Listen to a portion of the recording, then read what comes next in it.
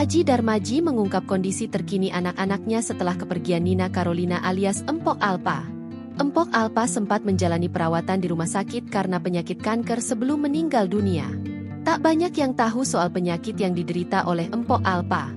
Empok Alpa mengembuskan napas terakhirnya di RS Darmais, Jakarta, Jumat, 15 Agustus 2025, pagi. Setelah kepergian sang istri, Aji Darmaji mengungkap kondisi terkini anak-anaknya. Pria yang akrab disapa Idung itu menyebut keempat anaknya kini dalam kondisi sehat. Alhamdulillah anak-anak sehat, kata Aji, dikutip dari YouTube Insert Live, Senin, 15 September 2025. Diakui Aji, anak-anaknya kini sudah mulai paham jika ibunya sudah meninggal. Namun terdapat momen anaknya yang tiba-tiba teringat dan mencari ibunya. Udah mulai ngerti, si Petong juga udah nggak aneh lagi nanyain. Tapi malam kemarin nangisnya luar biasa sih. Mungkin ada hal yang beda ya, kayak, mami, gitu, terang Aji.